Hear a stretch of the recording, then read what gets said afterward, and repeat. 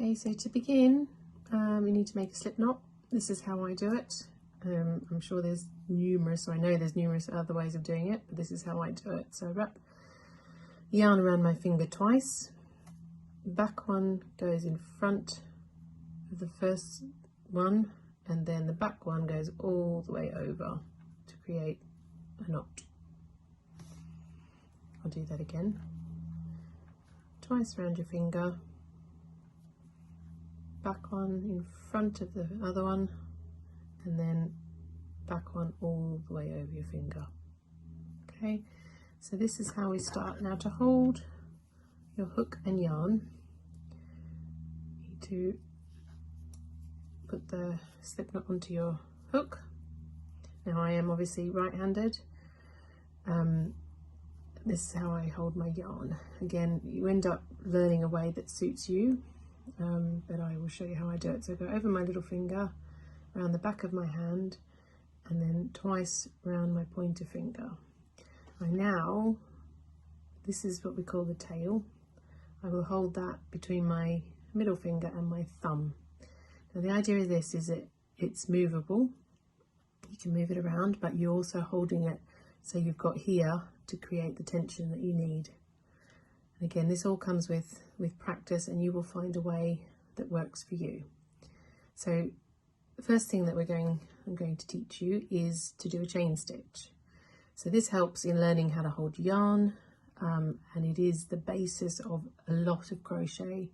If you're doing some straight work like a blanket or a top, cardigan, anything like that, you would always generally start with a chain stitch. You then work into the chains. So I'll show you how that is done. So with your hook, now I tend to turn it as I work, so you put the hook in front of the yarn, hook it on, and then you want to draw it through that slip stitch. So that is your first chain, and then that is what you just keep doing. So it's literally just yarn over, draw it through the loop, yarn over, draw through loop. Now this can be quite therapeutic, and again, it's a really good way to have a little practice about holding. I tend to then move my middle finger and thumb up the chain as I go to again keep that nice and tight. So you want to try and keep it, you don't want it too tight and you don't want it too loose. If it's too tight, it then becomes really difficult to actually work into, and then if it's too loose, it looks a bit messy. So it's just a matter of just practicing that.